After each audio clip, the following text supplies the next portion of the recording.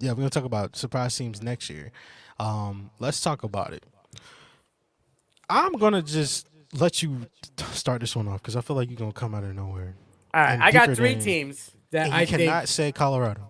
No, I will not do that. That's just listen. I like layups, right? I like to throw down the oops, but I mean that's like Yao Ming. Right Hit me there. up high, right? This is just chop it in. Yeah, I'm gonna go with three teams. They all had two of the teams had coaching changes, and one of them I think just changed his landscape this year totally.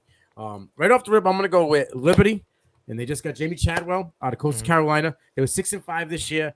I think with what they got going over there to begin with, the talent coming off, the Malik Willis era, they were still good. Had enough to get 6-5. They're eligible for a bowl this year. They're bringing in a offensive mind head coach.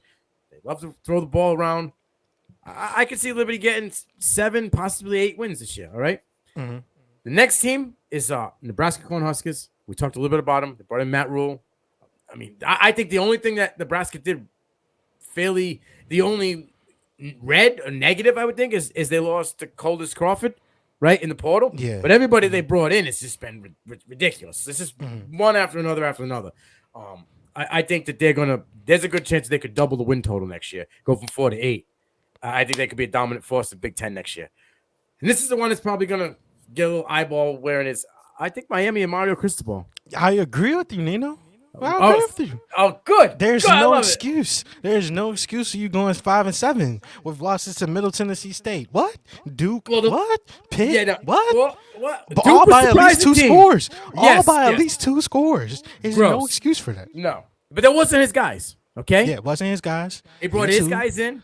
He went Under out just Cristobal. the other day. Brought in McCormick from Oregon, which is his tight end, right? He's been under Cristobal a couple years. He brought in a couple of defensive guys, right? He brought in a couple of guys, freshmen, 4 or 5 stars. He brought in the recruiting class. So I think this year you're going to see a big swing. And everybody is forgetting about my guy in the backfield who got hurt and did not get to play. T Citizen, boys and girls, go watch some film. Pull up a Google search on Travion Citizen, and you will be astounded what this man could do with the ball in his hand. He is going to be a problem for the U. All right. I said this early in the season. Cristobal needs to go into the AD and tell him, listen, bringing back the smoke, coming out the tunnel of the smoke. I'm bringing back the big chain, and we're going to swang this thing, and we're going to bring the U back to where it was. Because when you started taking things that were original and mean things to a program like that, a vibe changes. A vibe changes, a culture changes. All right?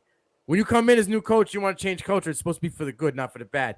Those things I don't think need to be taken away. I just think you need to put down an iron hand and let everybody know this is the way, the road we're going. Either get on or get off the boat. I think Miami could be right there there in the with you. ACC at the end. I mean, at this point, I mean, it's still a lot of wiggle room in the ACC, Right. and it's a conference that kind of lacks an elite team. So, yeah, including Clemson in there too. But like, I would not be surprised. Now, 5-7 does not fit them. Middle Tennessee State No, should not be no. putting double-digit over wins over you, bro. That's not at home. You don't even have a home stadium. That's another thing, Yeah. Miami fans. But at home, doesn't sit right. I'll talk to you about some surprise. You shouldn't be teams that getting beat Yeah, you shouldn't down be the getting beat like that. sideline to a wide receiver for Middle Tennessee State to end the game. Yeah, for sure. All right, I'll give you a couple of my surprise teams. Gonna be short, quick, to the point. The team coming off a 5-7 record with a first-year head coach, Auburn. I think that Auburn could surprise people this year. They've proven over and over and over again that if everybody pulls in the same direction with each other, and everybody is cohesive, and everybody seems to be on the same page, and there's no controversy going on about the firing of a coach or whatever the case may be, that y'all can really make some things shakes. Like, you already have a talented team. You got Hugh Freeze, who had success in the league before. I'm not saying that they're gonna have all the luck in the world, but maybe a more favorable schedule. They're a team that I'm looking out for, and I wouldn't say it would be too crazy if they, ended up with on the winning side of things next year. You already talked about Miami. I want to say Michigan State so badly because they went 5-7 again. They went 5-7 this past year after going 11-2 the year before. But when you're playing in the Big Ten East with Michigan coming off two conference titles, you got Ohio State being Ohio State like they are, Penn State Whoa. trying to get his act together and Time out. everything. Time out. Let me What know. happened to the wide receiver Reed?